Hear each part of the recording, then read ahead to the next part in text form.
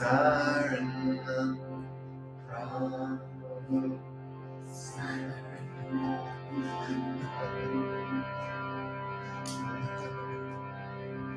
Prabhu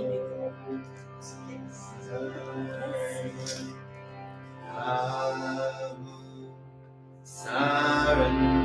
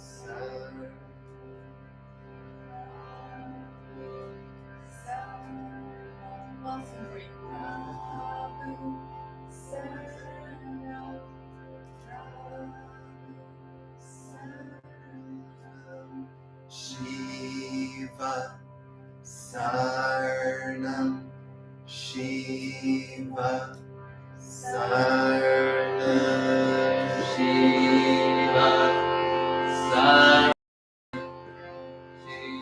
Shiva Saranam Shiva Saranam Shiva Saranam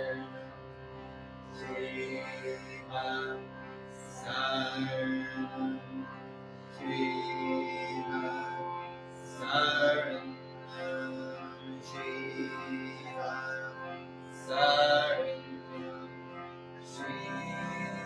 Shiva Saranam Shiva Saranam Shiva Saranam Shiva Saranam Shiva Saranam Shiva Saranam Shiva Saranam Shiva Saranam Shiva Saranam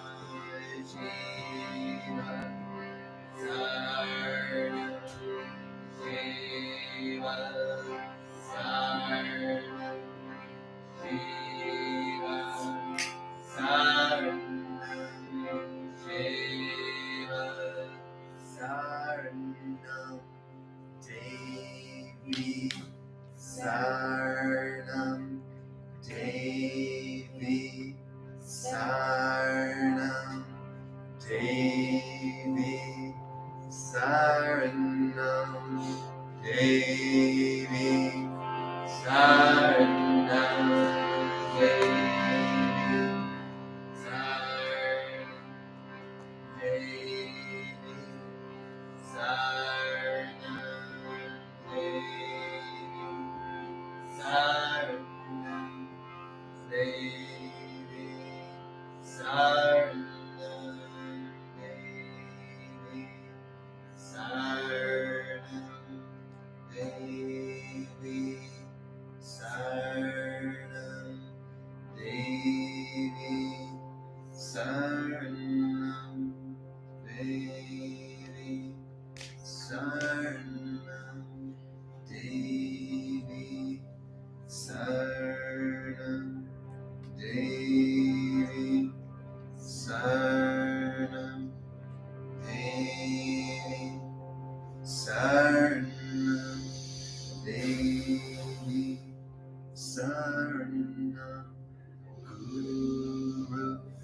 Saranam Guru Saranam Guru Saranam Guru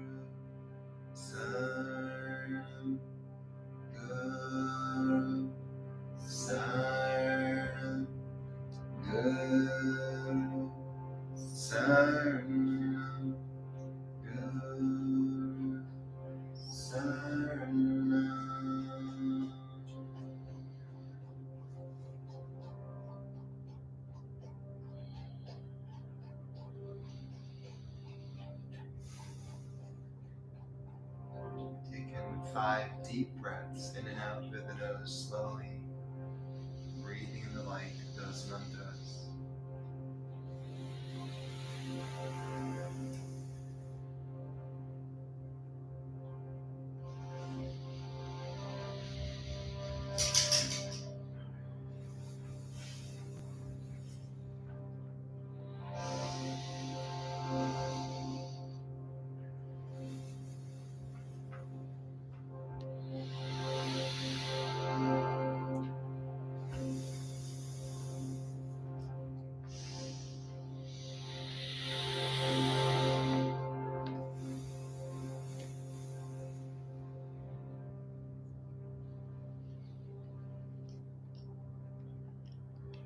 And try to feel the meditation.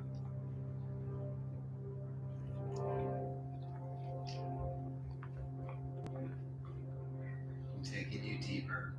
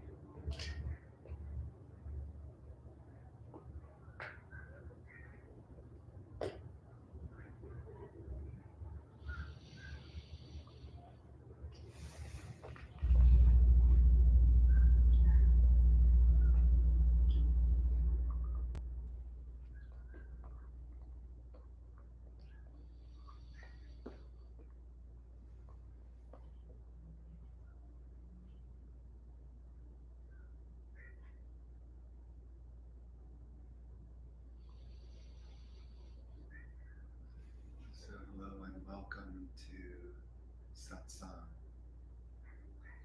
Namaste.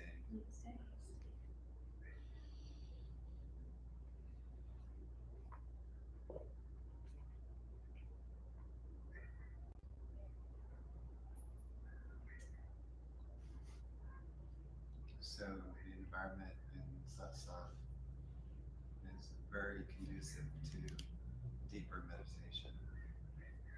We don't get a lot of chances to go deep because we're usually busy doing things and achieving things and engaged in the three-dimensional world.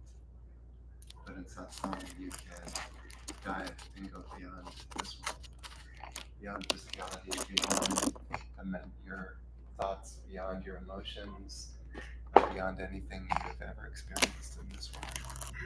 That's the spiritual. Spiritual, you cannot taste it, you can't see it, you can't feel it, you can't think it, you can't touch it. There's no way to conceive of it with your mind or with the human entity. It's impossible. Spirit is beyond.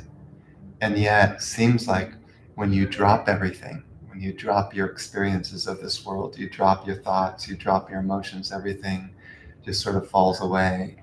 Then this beingness arises. And there's no description for it. You can't really speak of it. It's the unspeakable. I call it the ineffable. And few people are truly striving to find that space within their being. Most people spend their entire human incarnation striving to just get more things, to get more from their senses. And that's their greatest pleasure. But that kind of pleasure, and I'm even talking about the most pleasurable sensations, and you know what they are. Those are like that pleasure that you get from your senses is like 1,000% of the pleasure that's experienced in the bliss of the soul in that space where I'm speaking of. I call it bliss as the perfume of the soul.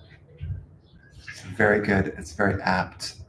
So when a person realizes their soul or has entered into their inner sanctum, they're just beaming bliss. They're swimming in an ocean of nectar.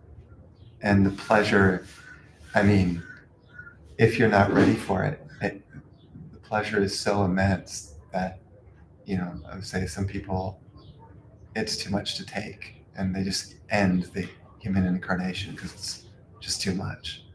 It'd be a good way to die, actually, with that kind of euphoria. Mm-hmm. So totally possible for every human. Why I say that it's not common, you just have to be kind of honest of where humanity is at right now in terms of their evolutionary path. This is the path of evolution. The path of, we think that evolution is becoming smarter intellectually and creating like brilliant pieces of technology, like an iPhone, But that is one form of evolution, I suppose. But the ultimate, let's say the final stage of evolution is the exploration of consciousness itself. It's interesting, isn't it? Mm-hmm. The exploration of consciousness. And in order to explore consciousness, you have to go within. You have to stop doing. You just have to stop achieving. Trying to win something, to get to and what we chase throughout our life. Human relationships, money, power, fame, so many things that we get distracted by. And I would say, in a way, just forget that there is even a soul. It's getting locked. I told the story of the monkey, how the monkey hunter in India catches the monkey hunter. He fills this thin bottle of chickpeas, fills it with chickpeas, and then ties the bottle to a tree and just waits for the monkey. The monkey comes along. He loves chickpeas. Smelling around, he goes, oh my gosh, here it is, jackpot. And he shoves his hand in and he reaches for the chickpeas and he grabs it. And then he tries to pull it out. And suddenly he can't pull out his fist from the bottle. Because why? He has to let go in order to get the hand out. His fist is too big to pass through the neck of the bottle. So it's stuck, and he's pulling and he's screaming for help to his friends. I'm trapped. Get me out. Someone help me. And in order to escape, all he has to do is relax his hand and then gently pull his hand out and free himself from the monkey hunter. So I want to make sure that you understand the comparison here. We'll say spirit gets its hand stuck in the chickpeas, eager to get the chickpeas, meaning the body gets stuck in a body and is very excited to experience all the pleasures of the body and gets stuck. Lifetime after lifetime after lifetime, consciousness believing I am a body. This is what happens. And so on and on and on, hundreds of thousands, if not millions of lifetimes are spent in these bodies. And you very well know the suffering that occurs taking on a body. Inevitable. It's going to suffer. Going to get hurt through pain, all kinds of suffering. Taken on a human form. Some beings releasing their hand from the chickpeas enter into what I would call eternity or infinity. They merge with the Godhead and are free forevermore. That's the final stage of human evolution.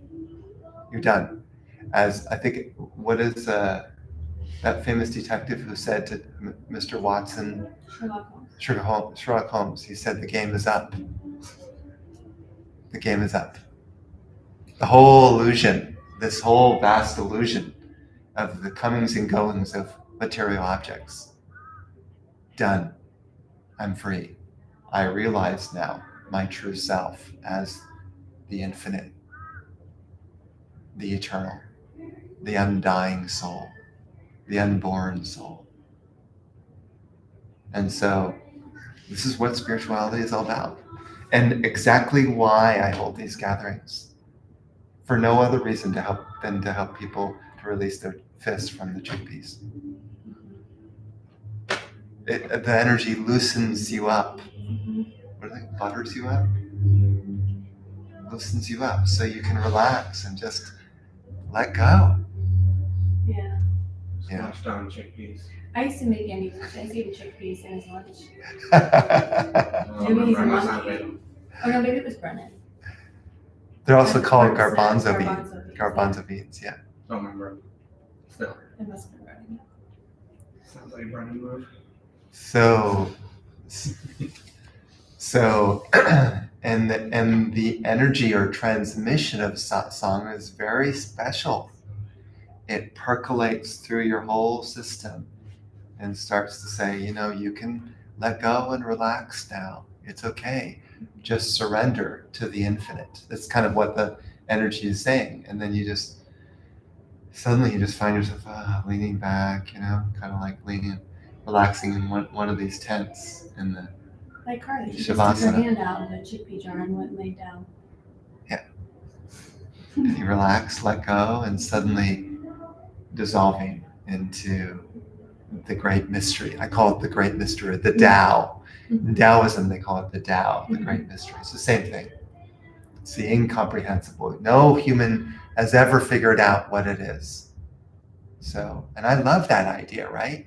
Something that you can't understand with your intellect. No matter how many books you read about spirituality, you're still not going to get it until it becomes a direct realization of truth. And then you're speechless. There's nothing left to say.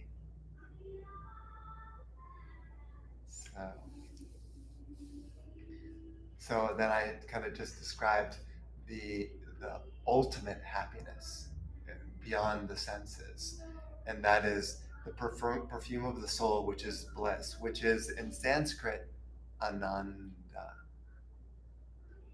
Ananda.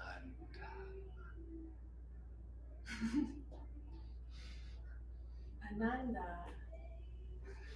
I had two friends in Orlando that looked at me and said, Brian, we're going to call you Brian Ananda.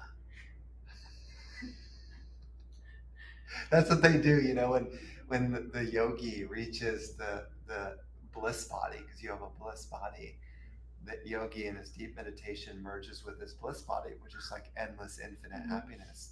Then they add Ananda to his name. Is that like what you're explaining? Is that like enlightenment, mystical experience type thing? Is that what you're? Yes. So just for people who, no one's listening here. Maybe someone's listening there. I don't know. 0 out of 0. Okay, well, Numbers mean nothing. it'll be recorded. It'll be on there afterwards. So I didn't warn anybody that we're doing it. So she's asking, what's your name? Sure. Yeah. Sherry. So Sherry, I'm all about enlightenment. And on the path to ultimate enlightenment, you get to touch into your bliss body, which is your most refined body, more refined than anything in the gross realm, or even your emotions or your thoughts. It's even beyond that. So subtle. The way you reach that bliss body is by letting go of all desire for life to go one way or another. All desires are gone. When you're free of all desire, the bliss body arises. You're like a leaf that floats down a river. Does the leaf go, help, I'm drowning, I need to cling to the side of the river? Does the leaf do that? Leaf floats. No desire to go this way or that way. Mm-hmm. So if a person enters into that desireless state, now the bliss body is revealed. Mm-hmm. So that is a kind of form of an enlightenment, but not the ultimate state. The ultimate state is beyond bliss itself.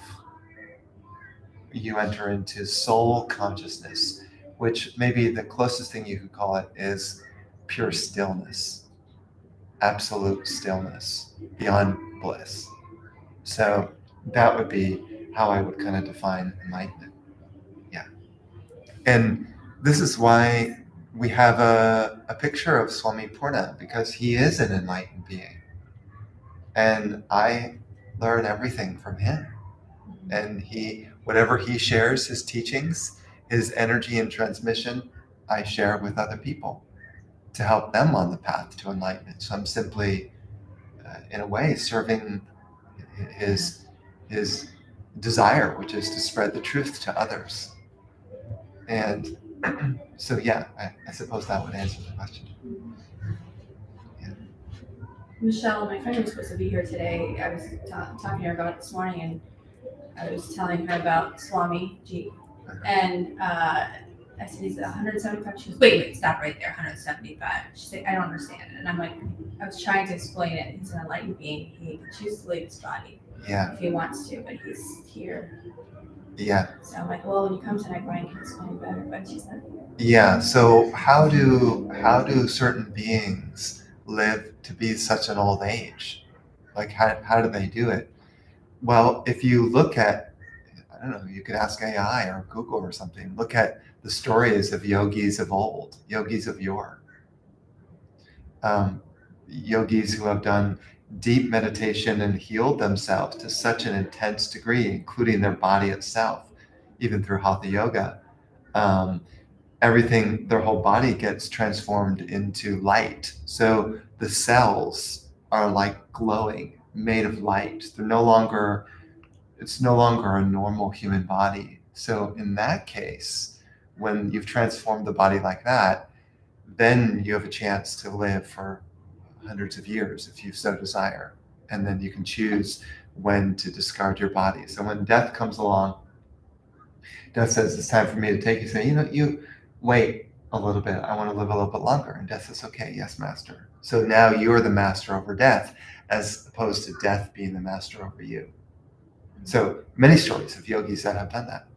So it's not just Swami Purna, Right. who's gone beyond. But people seem to be so surprised. We don't know them. You don't know them. Many of the enlightened beings are kind of like hidden in the Himalayas. They don't come out into normal society. You know why? Why would they? Look what has happened to many enlightened beings in the past. Stoned, crucified, derided, put down, called blasphemers. There's a very interesting story about an enlightened being from the Middle East. I think his name was Bolasa. And Bolasa spoke to some of his disciples and said the words something like, "He who knows God is not less than God." Right? And in that sort of Muslim society, that was considered as blasphemous, just speaking those words. And Bolasa was a highly illumined being who had merged with the infinite, right? So he was living in pure beingness. And so when people heard that he had said that, they demanded that he be stoned. And that in the end, listen to this, each person in the community had to throw a stone at Bolasa as their civic duty. So here he was, placed in front of some wall or something, and each citizen came and had to throw a stone. One by one, they were throwing stones. And you know what Bolasa was doing? Laughing. Because he's not in the body. Like he's so beyond the body. What's that song? You can't touch this. I'm saying you. Yeah, you can't touch this. So beyond. So stones. What are they? So stones, no effect. And then his primary disciple, who was afraid to not obey the law, said, "Oh, I guess I have to throw the stone too." So the disciple came up to him, and this disciple decided to pick up a little flower. He takes the flower and he throws it at his master, and the flower strikes his master, and his master begins to cry, weep. And people were so puzzled. Why, after all these people had thrown stones at you, why did you cry when the flower struck you? And the master simply said, because this man, he knows me. He knows who I am. And yet, out of fear, he felt like he had to throw something. That's why he cried. And so even the closest disciples of the master will betray. So many stories like that. So no wonder they don't come out of the Himalayas. Yeah. And not only that, but the energy and transmission of these yogis, these masters, these saints is so immense. I mean, if they really were to share the full transmission, a normal human being would be destroyed in a second. The light is too big. Mm-hmm. So they kind of share little bits at a time. And so the master oftentimes will sit in a remote place and will wait. And those spiritual seekers who are very sincere, who generally are searching for enlightenment, will travel great distances to go sit in the presence of a yogi just to receive a blessing for a few minutes from that being, and then go back to their home and go on with their daily life. And now, here we are at OM SHACK, and we receive the transmission of the great master. This is a blessing that is unheard of, because he could have stayed in the Himalayas, never come down, and I would have never known about him. And I would have been sort of fumbling in the dark, searching, what's the path? So here is a being who I really credit, and this is probably, I would say truly, honestly, I would credit him for my own soul being saved from endless more lifetimes of suffering and pain. Like, finally, and they say that, to meet such a being in person is like 1 in 50,000 lifetimes, maybe, where you even come across such a being in person itself. That's how rare it is. It would be like you're living during the time of Jesus Christ and meeting him in person. Some people would give their life just for like 2 minutes with him. It's like that. So, and he asks me, please go and share the energy, renounce everything. I was so comfortable running a financial planning business. I could have easily sort of flowed through life being very successful in that way. And I dropped everything. Why? Because it is a great honor to serve such a being. I don't want or need anything else. And I'll tell you something else. Even if I followed his guidance and was sharing these gatherings and ended up that no one wanted to listen, that no one wanted to be here, maybe I ended up at the corner of a street in the middle of Stewart, playing my harmonium and singing songs, that would be enough for me. That I'm satisfied having fulfilled my role, done my utmost to share the teachings of truth with whoever would listen, which I have done since he asked me.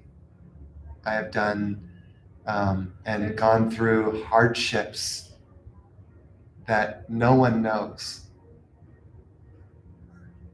over 13 years. And, people might think, oh, you sacrificed so much. The love and happiness and joy that I experience inside, no material thing in this world could possibly match what I feel. So no wonder I'm sharing it. So that's kind of a little bit of a background of why these songs are happening. And you can tell they're kind of like niche. Not everyone is really gung-ho about being there in the energy, because, there's one simple reason for that. When you're in spiritual energy, it pushes out your ego. Your ego comes to the surface. So all your anger, all your hatred, all your greed, all your irritation, all your jealousy, everything, that darkness starts getting purged.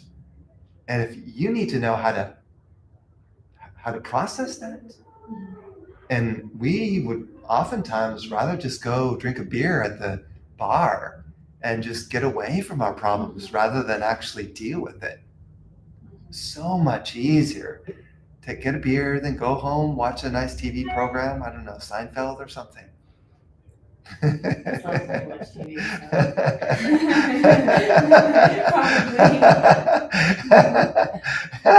And just enjoy. What? It's not for airplane. Just enjoy. Kick back. Don't try hard on your spiritual path. This is the life. Give me some popcorn. Yeah. That's way easier than seeing your darkness. Wouldn't you agree? That's the easy path. And you can do that. Go ahead. It's totally fine with me. But you know what? As Buzz Lightyear once said, Oh no. to infinity and beyond. I'm taking that rocket ship. Do you want to ride that rocket ship with me? That's where I'm going. I'm going to the stars and beyond. Who wants to take that journey? And you know how much rocket fuel it takes to get out of this planet? This planet wants to keep you here. Gravity is very powerful. Have you ever seen a rocket ship take off and how much flames and fuel come out of the bottom? Mm-hmm. It's hard to get out. Earth wants to keep you. That's called Maya, the gravity. Similarly, ego, the mind is called Maya, illusion. It's like gravity. It wants to keep you bound into the illusion. So what does it take? Rocket fuel to get out of your mind. You need help from an enlightened being to break you out of the illusion of this mind that's got you, just as the monkey is trapped with the chickpeas.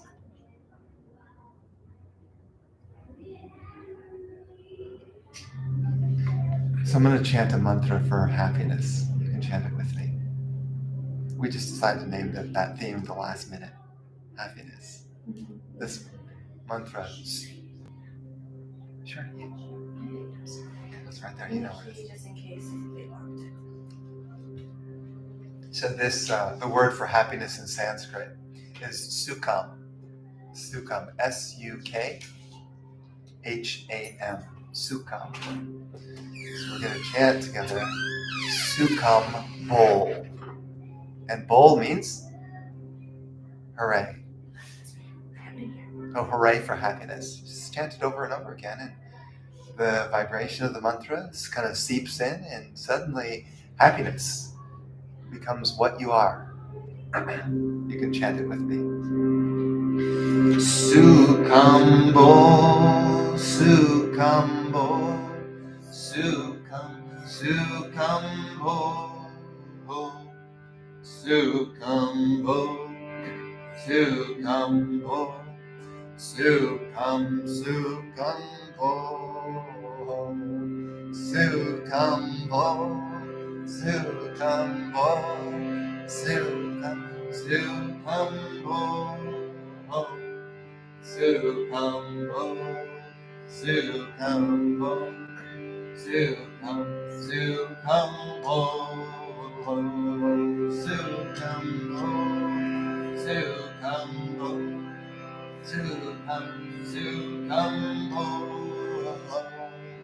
Sukham, sukham bol, sukham bol, sukham bol, sukham, sukham bol, sukham bol, sukham bol, sukham, sukham bol, sukham bol, sukham bol, sukham. Sukham bol, sukham bol, sukham bol, sukham, sukham bol, sukham bol, sukham bol, sukham, sukham bol.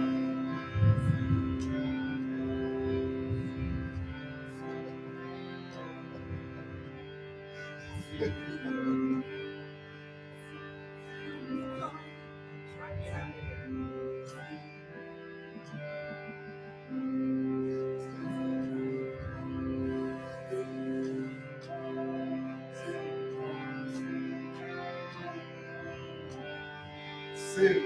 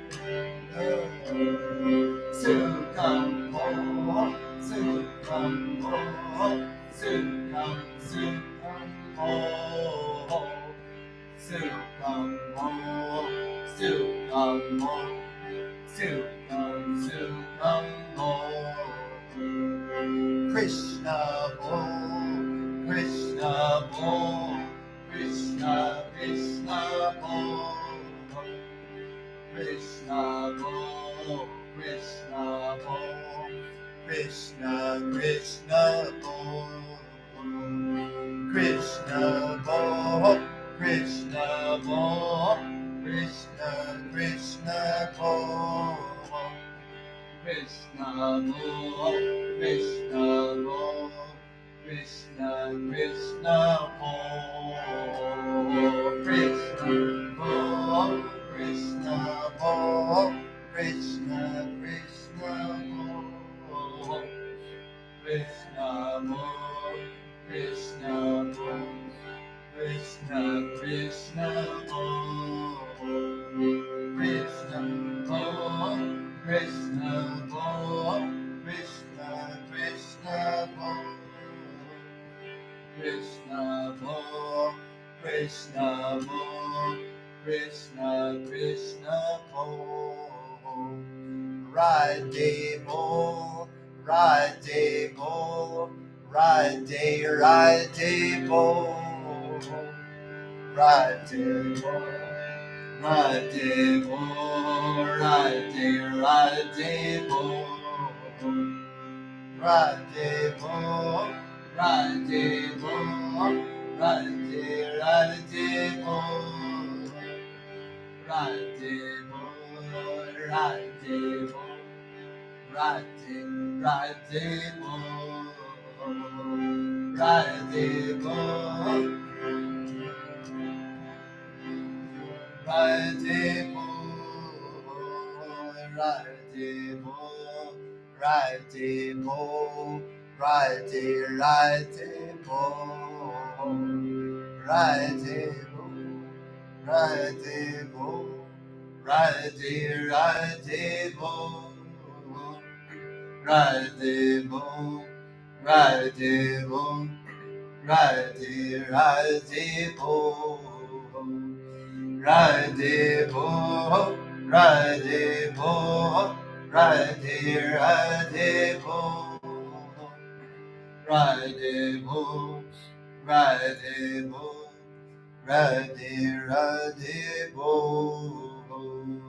Radhe Bo, Radhe Bo, Radhe Radhe Bo, Radhe Bo, Radhe Bo, Radhe Radhe Bo,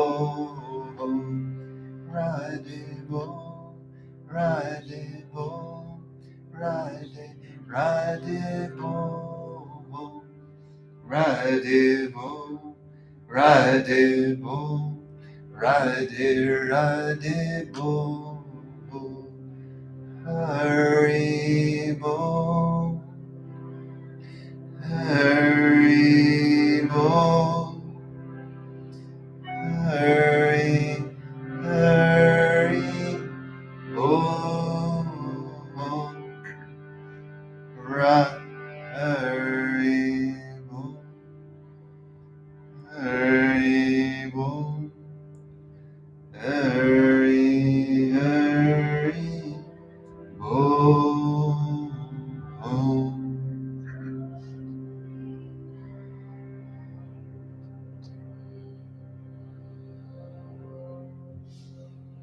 Again, we can take in 5 deep breaths, breathing in the light of those mantras.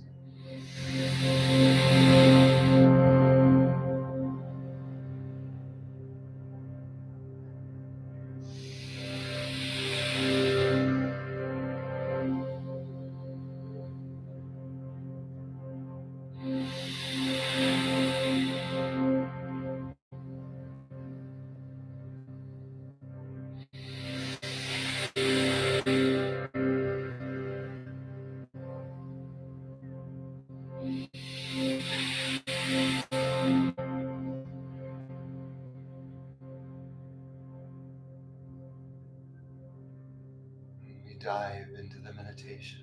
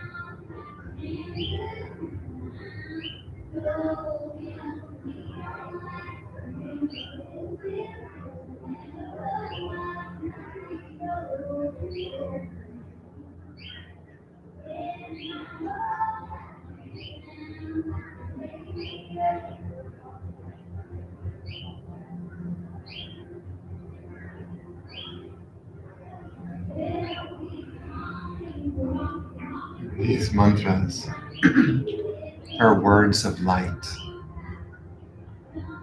Words of light, meaning when you chant them, you invoke the light within you, and you become light. It's that simple.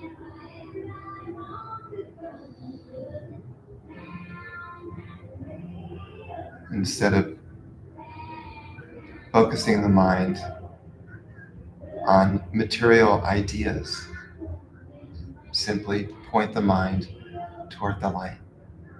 And that is exactly what you will become. And some of the serious yogis will chant these mantras all day long and transform their being very quickly, and kind of become unrecognizable. We were chanting Krishna Bol and Radhe Bol. So we're just kind of in the tail end of a special holiday called Holi. And Holi celebrates the play between Radha and Krishna, who lived 5,000 years ago on Earth in India. Krishna and Radha were enlightened beings, and when they were kids, they played together in a town called Vrindavan. And this one particular day, out of their great joy and happiness and love for each other, they would throw colors at each other. Colors, like if you would grind up chalk, kind of like that. You'd have different colors, and they would just throw it, and they would just play together and throw colors, and it was like a fun thing. And that day became known as Holi, and it's been celebrated in India today. Celebrated. In fact, I've been to India when they were doing it. It's crazy. Everyone's throwing colors at each other. I've seen Fun. Oh yeah, it's a big festival, and that's the play between Radha and Krishna. And Krishna was an avatar of Lord Vishnu. Vishnu is considered as the preserver of the universe, at least in the Vedic tradition of India. So Krishna comes down, this little baby, and he has blue skin, and he's a little ball of bliss. And all the girls in that village started falling in love with him because he was so attractive. By the way, the word called the gopis, yeah. The word Krishna means all attractive one. So these girls, when they saw him, just this glowing baby, they felt the bliss, and they wanted to be around him all the time. And of course, his favorite was Radha. Became, in a way, his kind of spiritual girlfriend, you could say. And they played together, and that was one of the things that they did on Holi, is they played together and through. So Krishna, if you connect to Krishna, it's kind of like the path of happiness. Because other avatars can be very serious yogis, meditate, close your eyes, focus your mind, very serious. But Krishna is very light, very sweet, cute, baby. I mean, who wouldn't want to follow Krishna? So these girls would go with Krishna and follow him everywhere through the village. And then when he left to go take care of the cows in the forest to graze them, they would cry because he left. They wanted to be around him all the time. So this is how attractive Krishna was. And maybe I'll tell you just a brief story of what happened. When Krishna was maybe around 12 years old, he was playing his flute because he's known. I don't know if you've seen Krishna with his flute, and his flute's very powerful. So he was somewhere in the forest at night playing his flute, which is highly unusual because no one really wants to go out in the night in the forest. And these gopis, these girls, milkmaids that love Krishna so much, they hear the flute at night. They say, "What's that?" And they immediately drop what they're doing. Maybe they're making something for their husband, or maybe they're doing some of the chores around the house, or making dinner or something. And they just leave everything. And they go out and they're searching for the sound of the flute. And they find Krishna, the 12-year-old Krishna, standing very elegantly playing his flute. And they gather around him. Krishna stops playing and he looks at all this group of gopis, these girls, and says, "Do you think this is right, that you're coming to see me in the middle of the night and leaving your husbands?" "I don't know." He's a siren. And yeah, he was kind of testing them. And the girls look shocked, like, "Oh my gosh, we're so devoted to Krishna. Krishna is their guru, right?" And So they said, you know what? We're staying. We want to be with you. We're committed to being with you. Krishna says, okay, you passed the test. Now let's dance. So they had a dance in the forest underneath the full moon. By the way, today's full moon. Tonight, 2 a.m. is the height of the full moon tonight. Underneath, yeah. Isn't it like a special moon tonight? It's The blood moon? yeah. Blood moon's supposed to There's be on the something 14th. tonight. Yeah. 14th. There's some sort of Yeah. eclipse or something. Yeah, tonight. it's an eclipse. I heard about the eclipse, yeah. Well, being that we're holding satsang underneath the full moon enhances the energy. So today particularly is probably, out of any day you could have come for satsang, today would be the most powerful in terms of really getting the energy, just because the full moon heightens everything, heightens the spiritual power. So today's very fortunate, very auspicious. Plus it being the time of holy, invoking Krishna and Radha. I mean, when people all over the world are invoking their energy, also is very, very powerful as well. That's why we chanted Krishna Bol, Radhe Bol, to invoke those energies. So Krishna starts dancing with these girls in the middle of the forest. They start going in a circle and they're dancing. And they're, and Krishna is so powerful. He's so fast that it appears that he's dancing with all of them at the same time. And they think that they're dancing with him alone. Oh, he picked me, right? I'm very special. So they're thinking that. So they're all like very excited. And it said that time stopped and the moon stopped to shine upon their dance for 1,000,000 years. And they were underneath the full moon in bliss. Because when you're in the blissful state of consciousness, there's no such thing as time. You're just lost. And imagine your most extreme, your happiest moment in life, and just feeling that eternally. Nothing else exists but that happiness. That's what their experience was, dancing with Krishna. And, bit by bit, these girls started to think, he's mine. He's a smooth dude. Right? He's mine. And then the moment that crept into their consciousness, he disappeared. He was gone. Because you see, in order to dance with the divine, you have to release your idea of me or mine, what you would call ego, maybe is another way to put it. When ego is gone, the divine arises within you. When you think something is mine, then you can't commune with divine because you think it's yours. Because nothing is yours. Because nothing is yours, right? Because everything is all his, right? That's that We just mantra. get entrusted with Entrusted with this body in the mind in order to function according to the Dharma, right? So that's that mantra, tu diyam vasta govinda tupameva samarpayat. When you offer food to God, what I'm offering unto you is already yours. And Govinda is another name for Krishna. Oh, I didn't know that. Tu diyam vasta Govinda. Govinda means he who takes care of cows. So that's what he did. So they danced together, and then he disappeared. And also, Radha disappeared.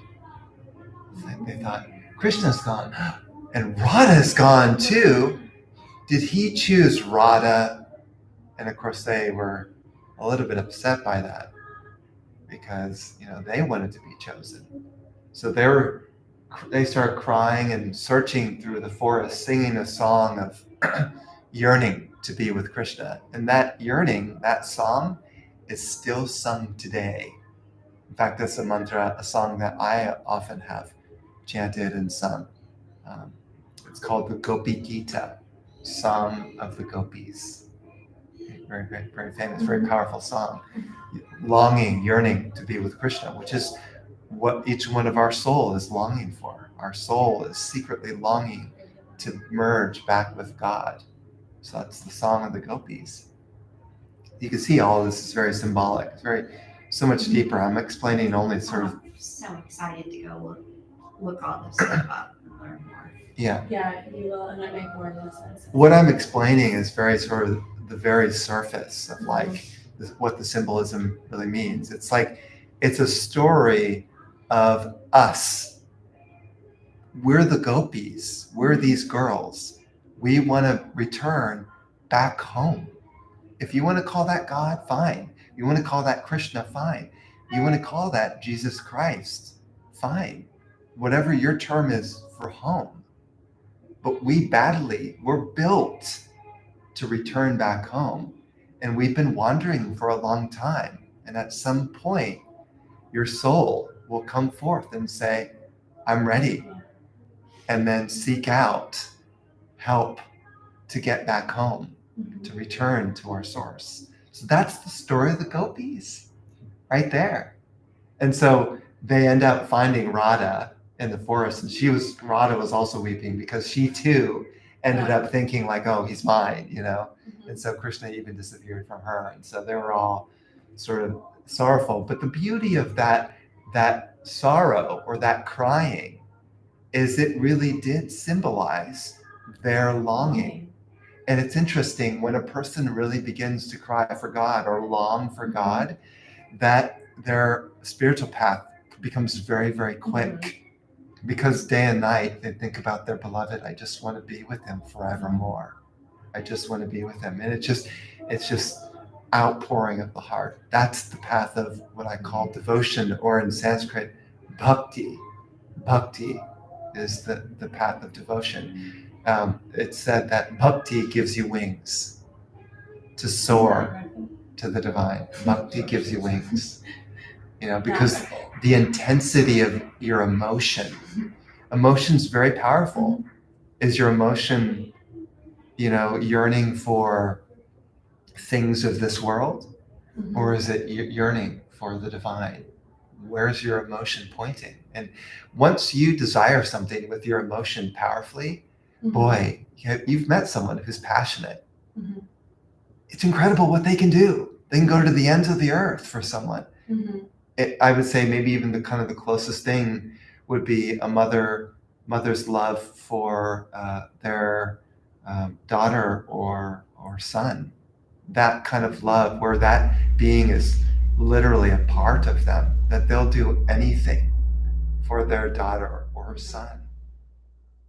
You know, I can understand, you know, like if you had a spiritual mother and their son or daughter came to satsang, that would be the most joyous occasion of their life, because literally that part of their family is like kind of connecting to spirituality. Like that's a big deal for a mother, you know? So that kind of love that the mother has, it's, you know, it's kind of the closest you can think of to the emotional love that when you fall in love with God, you say, I want to go back home.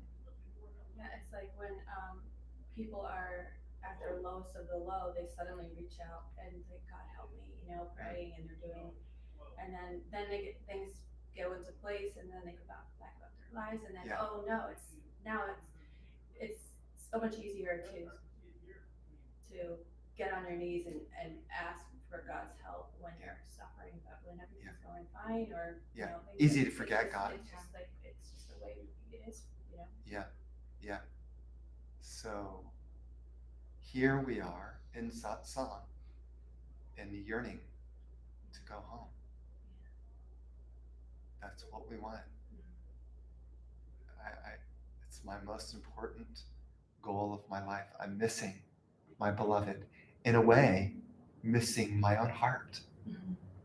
I've lost my heart. My heart has become crusty with layers of self-concern and issues, like petty things that don't mean much. Where's my heart? It's been covered up by all these layers. Let me release everything, let go, so I can find that beautiful, loving presence within me, and has always been with me. But if it's hidden, how would you know? If it's hidden. Some people don't even know it exists.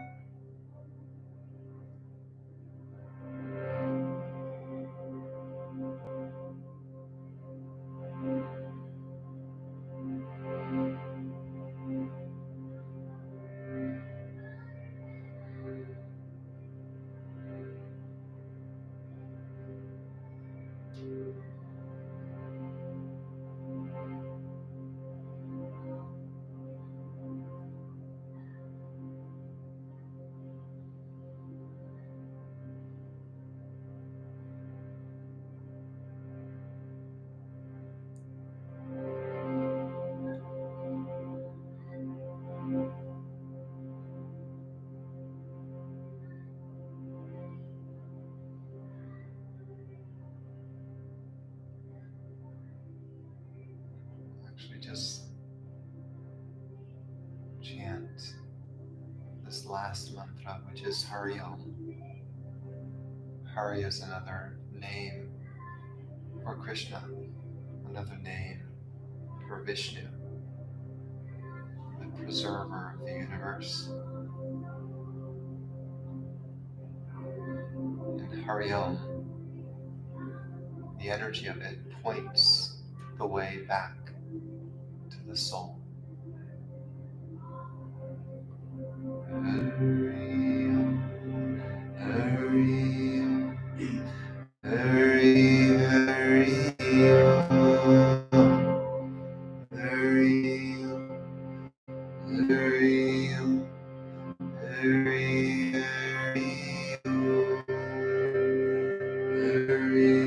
Hari Om,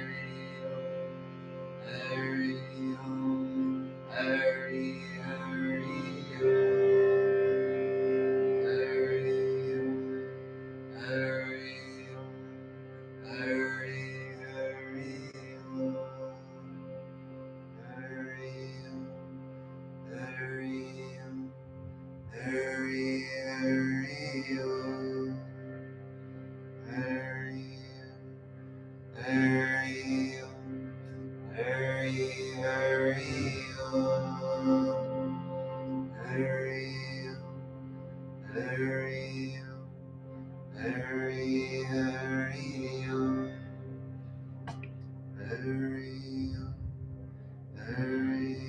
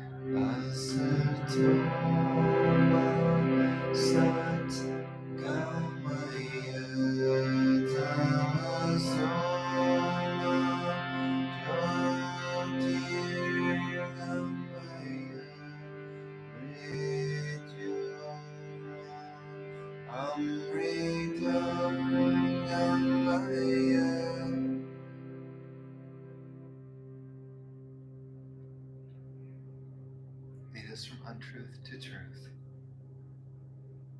Lead us from darkness to light. And lead us from death to immortality.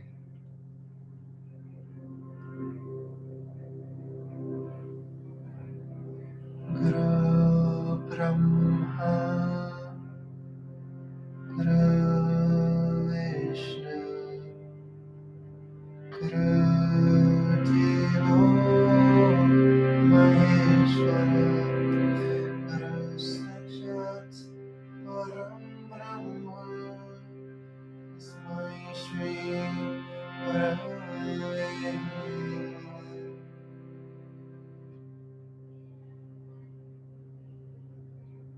is Brahma, the creator.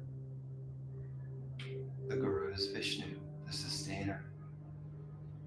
The Guru is Shiva, the dissolver. The Guru is indeed that supreme being. I bow unto that Guru.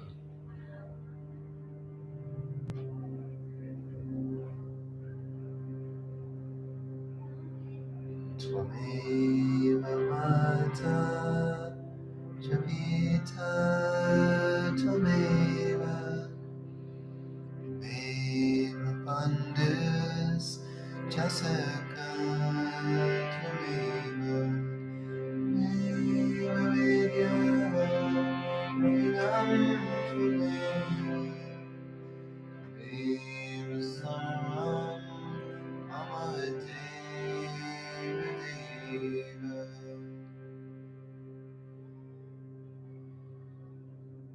You are my mother, yes you are.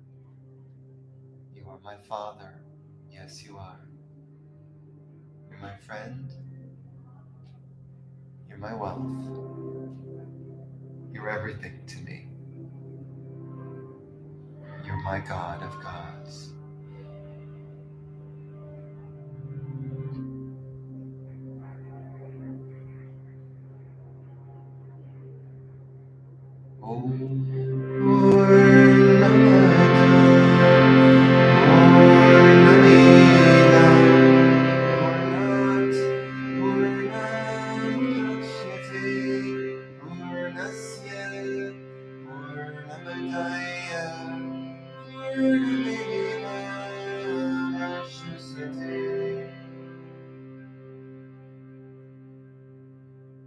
This is home. That is home. From wholeness comes the whole. When we take away the whole from the whole still remains whole.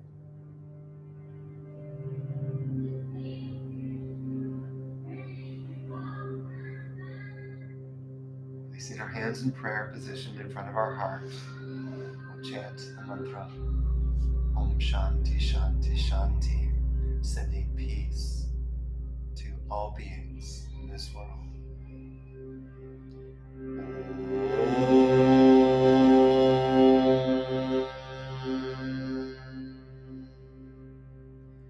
Shanti, Shanti, Shanti.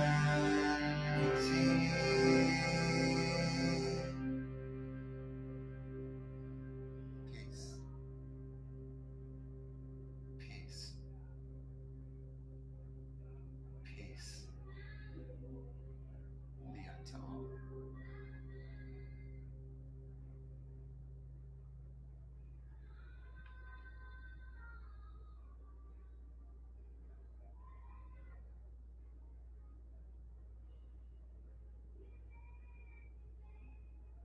Thank you all so much for coming today to Satsang and supporting this. And Namaste.